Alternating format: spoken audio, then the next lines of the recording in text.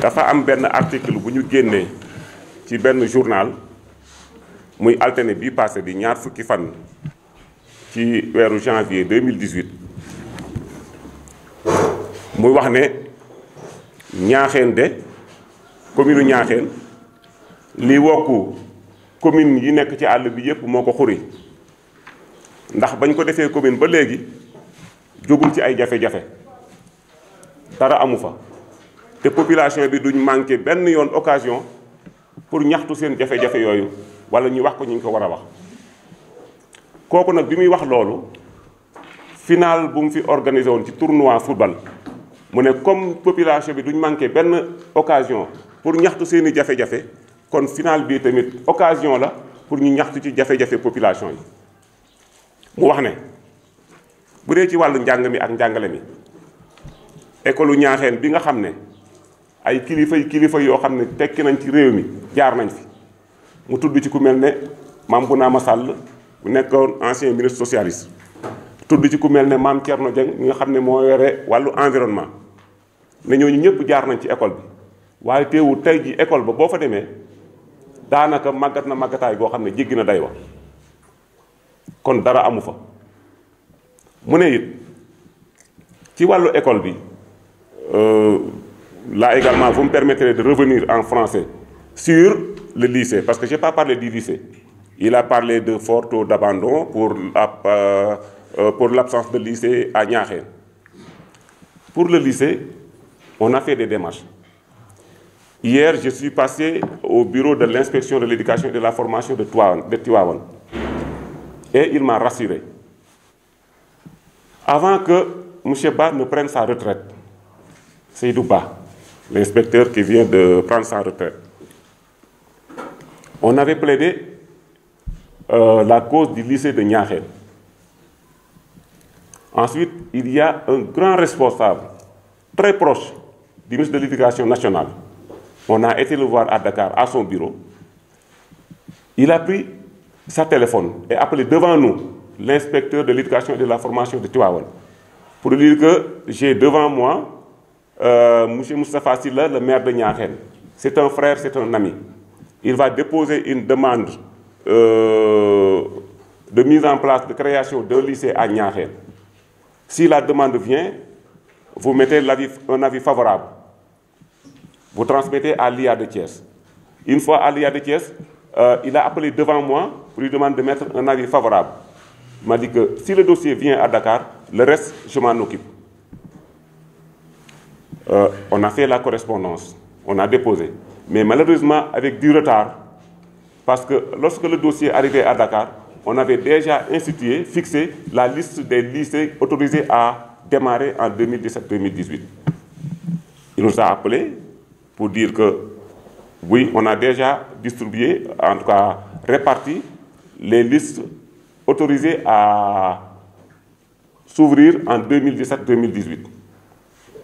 Vous allez reprendre la correspondance et à partir de 2018-2019, le lycée de Niakhène pourra démarrer. La correspondance est là. Envoyée le 24 août 2017.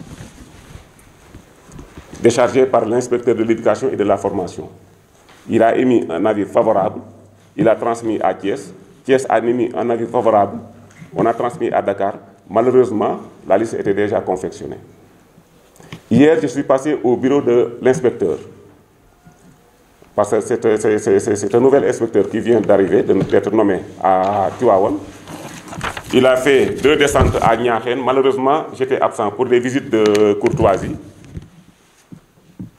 J'ai profité hier de mon déplacement sur Tivaouane pour les besoins du vote du budget du conseil départemental. Je suis passé à son bureau un peu tôt, vers 8h30. On a discuté, je lui ai décrit la situation, la carte scolaire de la commune de Niakhène. Vraiment, il était séduit. J'ai évoqué le cas du lycée de Niakhène. Il m'a dit que depuis un certain moment, les autorisations sont données directement par le ministre de l'Éducation nationale. Parce qu'à un certain moment, il y avait une anarchie dans l'ouverture des lycées. Vous verrez dans une localité, on a un effectif réduit, on demande l'ouverture d'un lycée. on ouvre le lycée, les élèves font une année, la deuxième année, ils commencent à faire des grèves pour dire que l'État doit construire des salles de classe. C'est-à-dire que depuis un certain moment, les IA, les IEF ne donnent plus d'autorisation, mais l'autorisation est donnée directement par le ministère. Il m'a demandé, est-ce qu'on a des salles de classe? Je lui ai dit qu'on a 2 salles de classe disponibles. Il m'a dit, faites-moi la correspondance le plus rapidement possible. Je vais émettre un avis favorable. Je transmets à l'IA de Thiès, il émettra un avis favorable, et à Dakar, vous continuez la procédure. Je lui dis qu'à partir de la semaine prochaine, lundi ou mardi, vous aurez notre correspondance. Donc, fofu, ma xamal leen ne lycée bi c'est acquis. Kon moom su waxee ne bind nañ ay kilifa, bind nañ inspecteur d'académie, mais tontuwul. Yëgal nañ ko responsable yi fi nekk ci kii bi, tontuwuñu. Loolu également umpule li xew la wala bëgg a yàq. Parce que ñi fi ñu bëri ñu nekk ñaaxeen xam nañ fi ñu ci toll. Parce que bi ñu def suñu démarche bi ñu waxee loolu ñuy bind dañu woo l'association des parents d'élèves ñu ne ñoom bindoon nañ déposer inspection mais dañ leen ko retourner ñu ne nañ ko reformuler ni ñu ko bindee baaxul. ma ne leen ñaari lijjanti mënul am parce que dossier yëpp ci bureau ministre lay atterrir ñoom association parents d'élèves suñu continuer di lijjanti ña ngay bind effectif ba ñuy bind wala nañuy waxee wuute na ak man ni ma waxee su demee ci foofu ñaari correspondance yëpp la ji dàq. man naa leen bàyyi ñoom ñu lijjanti wala ñoom ñu bàyyi moom ma lijjanti on s'est tombé d'accord ñu ne ñoom nañ bàyyi après man ma continuer samay démarche su ma demee samay démarche ba sottiwul ñoom ñu jël seen démarche on a écrit vraiment loolu la ñuy wax en tout cas wax nañu daal à partir de la rentrée 2018 2019 su fekkee ñun sàgganuñu lycée Niakhène mun na démarrer les salles de classe sont disponibles les autorités vraiment ont manifesté leur disponibilité parce que ki la wax ne bindal indil ma bu ñëwee jamais un avis favorable bu dem ci kilifaam kooku il émet un avis favorable on a un responsable très proche du ministre bu ñëwee ne le reste je m'en occupe loolu dal na xel kon lycée bi foofu lañ ci toll. ma dellu si waat ci wolof bi donc bi mu waxee école bi ne école bi kat la fa nekk baaxul màggat na màggataay yoo xam ne jéggi na dayoo. te ñun en 2015 wala boog bi ñu def suñu pré-campagne wax naa ko léegi ñun bi ñu demee ba am ambition politique dañu ñëw dugg ci askan bi ne leen bëgg nañ descendre sur le terrain lii ak lii mooy suñu yéene. li ñu njëkk a souligner enseignant bi mu ngi nii toog moo ñu njëkk a wax école bi salaan rek moo ko waroon jaaxle woon nañ ci ñu ne ku nekk wax nañ ko ko mais sottiwul ma ne leen ñun dinañ ci jox jéego bi ñu demee contacter ressortissants yëpp ba ñu dajale ñu 1 tonne 700 mool nañ ko ba nga xam ne mool yi koy kii yëpp pare na xaalis bi ñu joxoon jeex na ñu ne nañ bàyyi comme ñoom nee nañ dañuy politique mool yi dina fi toj dina fi lay maxee nañu bàyyi ñun engagement bi ñu jël ñu gagné dinañ ko clôturer ñu ñàkk a gagné dinañ ko clôturer suñu borom suturaal nañu ñu gagné bi ñu gagné. fonds de dotation fonds de concours yi ñu fi fekk ci la ñu clôturer école Niakhène clôturer ci école Kër Allé tabax ci salle de classe u Ngembe ci la parce que ab foofu moo amoon abri provisoire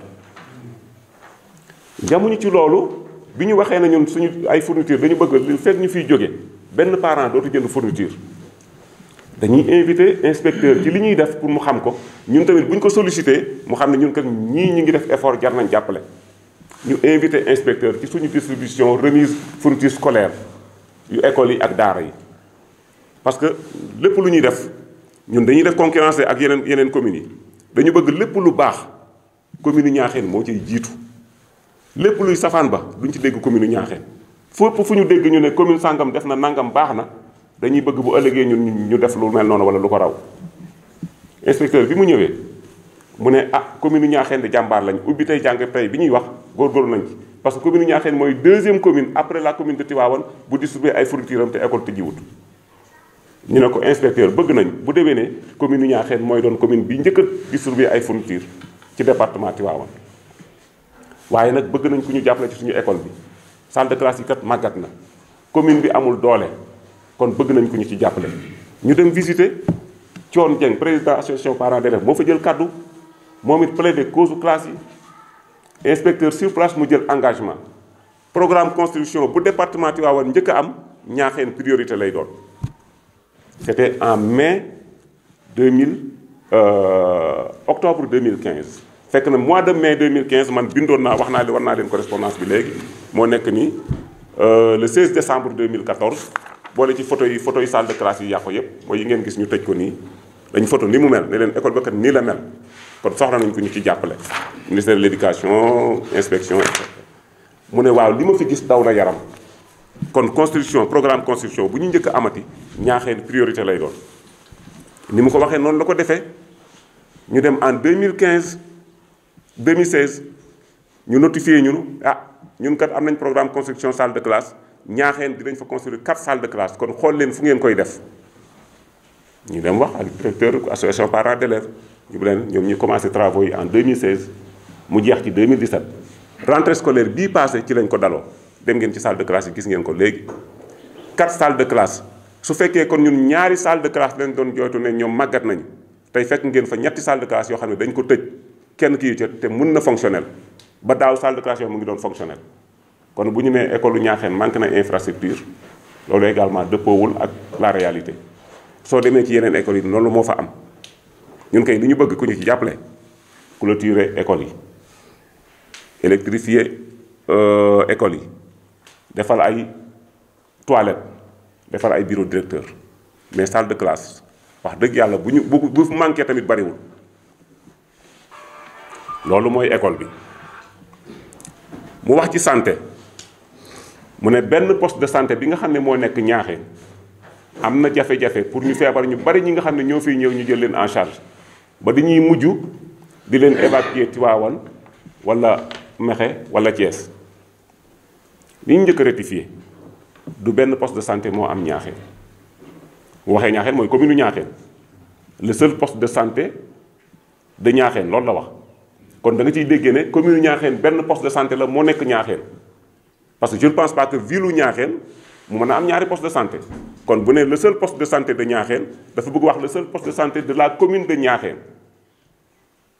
Ñaaxeen am na ñetti poste de santé soo leen calculer wala ngeen xool norme OMS organisation mondiale de la santé Ñaaxeen dépassé na taux yi ñuy wax parce que dafay am nombre de population boo xam ne ci ngay war a am poste de santé mu àgg beneen nombre ci nga war a am deuxième poste de santé kon Ñaaxeen su fekkee dañ ne population aux environs de 15 000 habitants lay doon mu am 3 postes de santé kon dépassé nañ norme OMS ñun bi ñuy installé ñaari poste de santé lañ fi fekk poste santé bu Ñaaxeen ak poste santé bu Xawlu amoon na beneen poste de santé boo xam ne doomu Ndemeen mu nekk Allemagne mu waxtaan ak ay xaritam ñu ñëw Ndemeen tabaxal ko fa poste de santé équipé ko boobu it ñu jàppoon ne bu ñu ko tabaxee équipé ko état bi dina ci jàpp indi leen infirmier fu nekk jaar nañ fa toppatoo nañ ñu nekk amuñu infirmier poste de santé boobu ñu ngi ko inauguré février 2012 poste santé Ndemeen février 2012 lañ ko ubbi mu toog février 2012 ba décembre 2014 liggéeyul ubbiwul maanaam bu ma waxee ubbiwul mooy fonctionné wul parce que amuñu docteur bu fa nekk ñun bi ñu ñëwee ñu wax ak waa dëkk ba wax ak le promoteur ki nga xam ne moo toppatoo loolu ñu ne ko commune bi de la war parce que santé compétence transférée la commune bi la war waaye nag amul doole recruter infirmier kon ni ngeen di def su fekkee yéen mën ngeen a waxtaan ngeen xool nu ngeen koy jëlee en charge ba fii ak déwén ñu xool ba xam ndax danañ ko mën a recruter wala duñ ko mën a recruter kooku moo jël ci xaalisam di fay 2014 bi yëpp janvier 2014 ba décembre 2014 2014 bu mu jeexee ñu dugg non 2015 la ko 2015 la démarré 2015 lañu commencé fay 2015 moom la fay ci xaalisam ñu dugg 2016 ma ne ko xaalisu commune bi de ni ma ko gisee ba léegi attanagut fay infirmier kon nag man ci li may am danaa jël fay ko ci suma xaalis man ba 2016 bi jeex ba xam nu ñuy def 2016 man maa fay suma xaalis du xaalisu maire moo ko fay du xaalisu commune moo ko fay xaalisu Moustapha Sylla doomu gox bi bëgg a jàppale askanam moo ko fay 2016 jeex ñu ne lii kat du mën a wéy comme ñun bind nañ état ñu ngi am yaakaar nañ ko jéem a jël en charge ci commune bi budget commune bi ñu dool ci suñu budget di ko fay defal ko contrat à durée déterminée. Contrat à durée déterminée mooy waxtu sàngam lay tàmbali waxtu sàngam lay yem. ñu ne ko contrat bi 1er janvier lay tàmbali 31 décembre lay jeex 2017 ñu koy fay normal. bi 2017 jeexee amaguñu réaction état ñu ne kon nañu renouveler contrat boobu 2018 1er janvier 31 décembre ba tey jii ñuy wax commune Niakhène mooy fay infirmier chef de poste bu Ndemeen. dugg nañu léegi ci poste de santé Niakhène bi parce que dañoo jógee ci école bi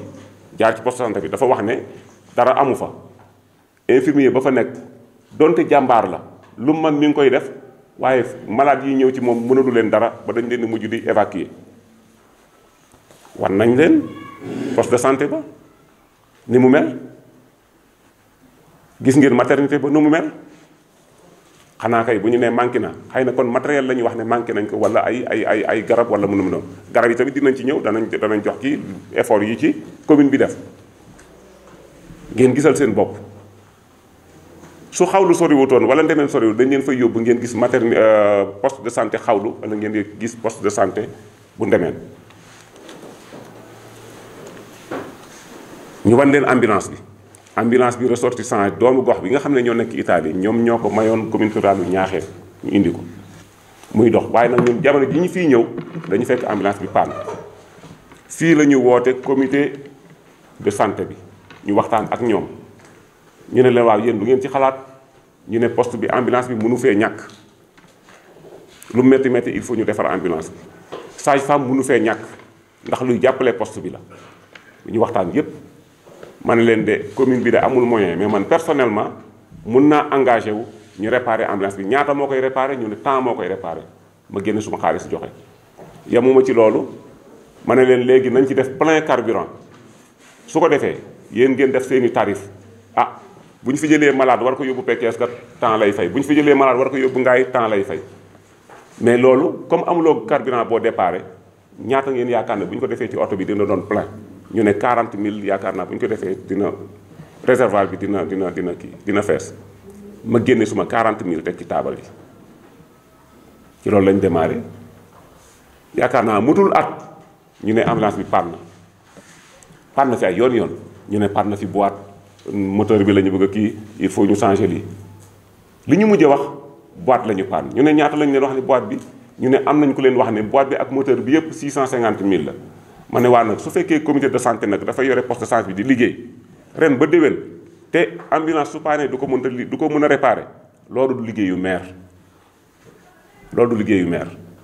nañ ñoom nañu jéem a defar seen ambulance suñ ko mënta defar su ñëwee moom lu mu ci mën mu def ko kii dina leen wax ñoom seen comité de santé nañ ko gérer ak ñaata moo fa nekk lii moo am ci santé yamuñu ci loolu yamuñu ci poste de santé yi boo demee case de santé Kër Maysa Ndiaye aw tur rek moo fa nekkoon wax naa ko léegi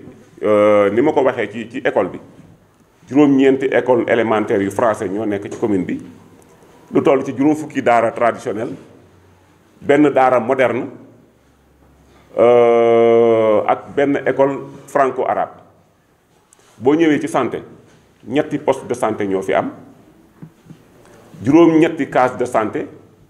juróom benn site sanitaire case de santé Kër Maysa Ndiaye tur ba rek moo fi nekkoon ICP bii Ndemeen bi fii Niakhène case de santé bi ci kiyam la bokk zone am la bokk moom moo waxal boppam jour bi ñu ko doon inauguré mu ne lii kat man lañ ko liggéeyal ndax su ma fi mosaan ñëw intervention ci taati garab yi la ñuy toog di faj nit ñi wala def suñuy intervention stratégie avancée wala ñu xaar ba école bi élèves yi wàcc ñu àbb salle de classe defee fa suñu stratégie avancée ñun ñoo ko tabax bu bees tàq yóbbu fa ndox électrifié ko par le solaire case de santé Mérina Assa lu nekk jéem nañ ko waa dëkk ba pour clôturer case de santé dem nañ ba dëkk ba doon fixer ay cotisation pour ñu clôturer case de santé ba lu ñu leen wax mu ñu leen ñun danañ ko clôturer dañ ko clôturer ba mu ne boy mu doon benn bunt wala ñaari bunt bu mag bu oto yi duggee wala charrette wala moo xam ak bunt bu daw bu nit ñi duggee tey soo fa demee ñu ne la lii liggéeyu commune bi la domaine santé loolu la ñuy def ñu ñëw ci terrain bi mu wax lycée bi wax naa ko léegi yaakaar naa en wolof ñu ñëw ci terrain bi dafa wax ne ci ginnaaw sous préfecture bi dafa am terrain boo xam ne ci mbooy gi la nekk moom lañ def stade municipal. kii en tant que responsable wala bokk président commission jeunesse sport en 2016 bi ñuy def seen final nawetaan moom moo ma interpellé mu ne jeunesse bi de li ñu ma yóbbante dañoo bëgg bala ñoo àggaat déwén wala boog déwén bu ñuy def fii final ñu clôturer leen seen terrain bi. fekk na man maa ngi waxtaan bu avancé ak le ministre Abdoulaye Diouf Sarr du ma ko wax ne dig nañ ma stade parce que sotteegul lu may lijjanti sotteegul loolu du ma leen wax ne am ngeen ko mais ñoom clôture terrain bi lañ ma wax ma ne leen ah du ma leen dig dara de waaye bëgg naa bu ñu si dellusiwaatee da ngeen am lu ëpp clôture mu ngi nii quelques mois lañ ci teg ñu indil leen plan bi mu ngi nii. stade multifonctionnel fii la ñu toog délibéré conseil municipal ñu def délibération 3 hectares pour yóbbu ko fii derrière l'ICAT rural le stade multifonctionnel. appel d'offre bi lancé nañ ko attribué nañ marché bi attribution provisoire parce que day am attribution provisoire après ñu toogaat def attribution définitive lu ci des attribution définitive enregistrement marché démarrage des travaux matul une semaine. jokkoo naa ak architecte bi yor dossier bi turam yépp mu ngi fii nii mën ngeen ko gis jokkoo naa ak le responsable des programmes des travaux ñoom ñëpp liñ ma wax dossier bi lépp pare na li ko téye woon mooy le changement de ministre Abdoulaye Diouf Sarr dafa jógee ministère des collectivités locales dem ministère de la santé Abdoul Yaye Diallo ñëw ministère des collectivités locales ministre bu ñëw bala ngay def dara il faut nga visiter service yi dépendre ci yow dem xool il faut mu dem AGETIP xool convention yi ñu signé marché yi nekk en cours et cetera yëpp normal na mu joxe ordre ñu continuer visiter na AGETIP les services yu dépendre ci yow kii yëpp il a donné l'ordre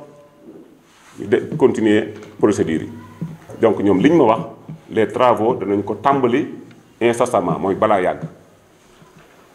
kon ñaaxeen am nañ lu ëpp terrain te du terrain bi tamit la ñu wax ne mooy seen stade municipal su waxee ne Abdou Diouf Senghor wàcc na fi Abdou Diouf wàcc na fi Habib Thiam ñëw na fi ñooñu ñëpp ku ci dellu si woon ñaaxeen tey doo réer ndax li nga fi bàyyoon rek nga fiy fekk c'est faux nañ ko laaj waa ñaaxeen waaye ñaaxeen ñuy toog nañ leen laaj ñaaxeen ndax li fi nekkoon 2014 ndax ba tey 2017 2018 moo fi nekk. mu ñëw ci xale yi ak jigéen ñi mu ne jigéen ñi kat dañ leen a desal ginnaaw ci wàllu financement xale yi bàyyiwuñ leen xel ci wàllu financement pour seeni activité ba tax na ñoom li ñuy def mooy dem Ndakaaru di baana ak yu demee noonu te ku nekk xam ne risques yi nekk ci métier yooyu bi muy wax lii te démb sa fii la ñu toog conseil maanaam mi ngi ko wax le dimanche ñun samedi 29 décembre 2017 la ñu toog ci salle bii nii sous-préfet mu ngi toog chef de service développement communautaire bu Tivaouane mu ngi toog chef de service développement social bu Tivaouane mu ngi toog tous les groupements wala une bonne partie des groupements dañu à Niakhène dañu constitué sous forme de fédération une bonne partie des groupements ñu ngi toog ñu yëkkati 2 millions du chèque du dara de xaalis parce que 2 millions bi ñu ngi ko jëlee ci suñu budget 2016 dégagé ne dañuy subvention jox jigéen ñi subvention 2 millions 2 millions bi de li ñu ci bëgg dañuy waxtaan ak benn banque ñu yóbbu ko fa déposé ko mu doon apport ñu mën ñu lebal 20 millions ñu jox ko jigéen ñi ñu liggéey ci mais banques yi ñu waxal yépp conditions yi ñu fixé dafa diis ci groupement yi ba nga xam ne ñoom bu ñu ci liggéeyee duñ ci am lu bari ñu ne kon nañ leen jébbal 2 millions yi ñoom ñu séddoo ko ci seen biir dem liggéeyi ñoom danañ xam nu ñu koy waxtaanee ci seen biir parce que yàgg nañoo def lu mel noonu. le samedi 29 décembre 2017 ci salle bii moom lañ ko doon defee ñu yëkkati compte 2 millions espèces 2 millions jébbal Adja Koura Dieng mooy présidente fédération des GPF de la commune de Niakhène pour am lu leer yóbbul 2 millions yi këram de dénkaanul banque sur place la ñuy waxtaan ci modalité yi ñu koy leblante ci seen biir yépp juboo ci ñu def tirage au sort ñu génne 14 groupements ñu financé leen 225 000 ou 250 000 la mënoon naa am liste groupement yi 14 benn groupement bu mujj bi rek moo ci am 145 000 yi ci des yëpp bu nekk am nga 250 000 wala 225 000 kon bu ñu nee jigéen ñi joxuñu leen ay financement loolu également ça ne correspond pas à la réalité loolu moo ci gën a tuuti yéen ñëpp xam ngeen ni Moustapha Diop ministre de la microfinance doon na wër tourner ci département yi di def ay financement département Tivaouane amoon 600 millions pour tout le département ñun dañu jóg xeex pour la commune de Niakhène ne Niakhène dafa war a jot wàllam ci financement yi on nous a octroyé 2 millions ci financement yooyu 2 millions yi ñu séddale ko 5 groupements bu ci nekk 250 000 ñu ngi fay banque bi du ma tudd turu banque bi pour publicité mais ci banque bi la ñuy dem groupement yi ñoom signé seen i contrat seen caution solidaire et tout ça ñu jox leen seen xaalis ñu dem liggéey mieux pour tester le partenariat avec les banques man maa jël suma xaalis 1,50 million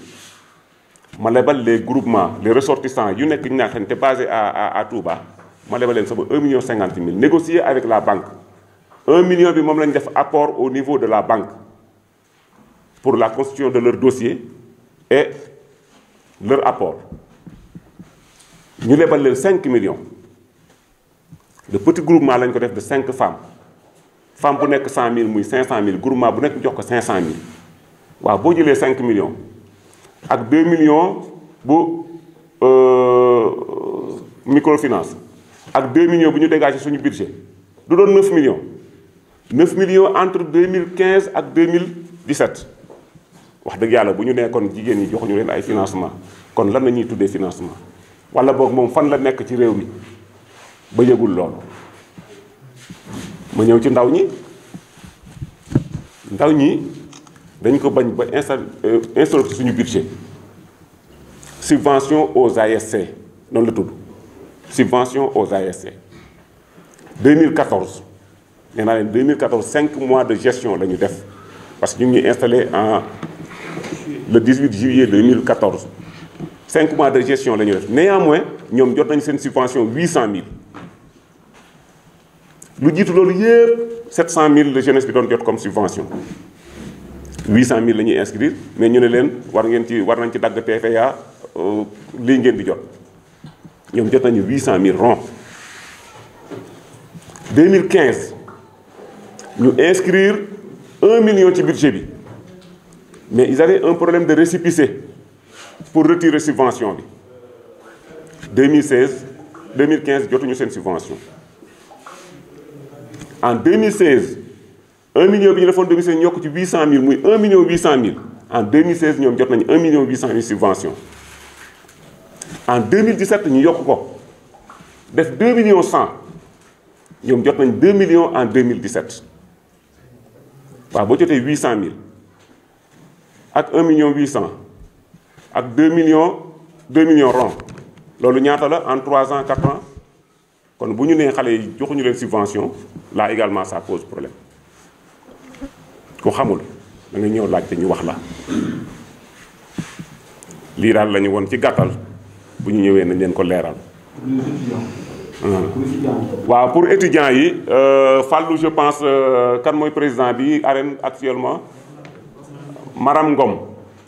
daf fi am benn association boo xam ne dafa tënk étudiants yi ak élèves yu ressortissants commune Niakhène arène association des élèves et étudiants ressortissants de Niakhène kii ci la bokk mu ngi nekk université bi ñu ñëwee sollicité ñu li ñu leen wax enseignement supérieur bi de du compétence transférée mais ñun dinañ leen jàppale en tant que seen frère en tant que ressortissant de la localité en tant que fils de la localité ñun ñoo jël suñu xaalis la première année je pense 200 000 la ñu jox leen am ngeen problème chambre am ngeen problème ticket léegi kat jafe-jafe am na mais jàpp leen ci lii ñu ngi xool des voies et moyens pour gën leen mën a jàppale. ngeen organiser ay lan seen journée boobu consultation médicale gratuite ñu ñëw solliciter ñu lan lañ participer 100 000 francs 200 000 année bi ci toppaat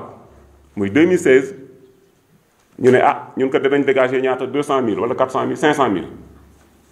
lan ngeen mujjee jot 500 000 ñu ñëw solliciter ñu ne ah ba léegi de jafe-jafe trésorerie ci commune bi kiiwul mais danañ fexe ba ngeen jot 500 000 léegi nag dinañ fexe ñun ci suñu budget xool naka lañ fiy inscrire benn montant ne serait-ce que 500 000 chaque année ngeen jot 500 000 loolu c'est pour les élèves et étudiants ressortissants de Niakhène kon ñu ngi góorgóorlu leen defal lii daal moo doonoon solo su woote bi ñu ne woon nañ leen woo am na ku tëb wax ne lii moo xew Niakhène askanu Niakhène lii la ñuy ñaxtu ñun dañ leen woo ngeen ñëw gisal seen bopp wax bi xaw na yaatu su fekkoon xatul woon fu ci nekk dañ leen di yóbbu ngeen gis ne lii lañ fi def lii moo fi am wax na nag gox ba lii moo fa am ak ñu wan la ne lii moo fi am yaakaar naa wuute na su fekkee am ngeen question yu ngeen ciy laaj wala lu ngeen bëgg ñu gën ko leeral ñu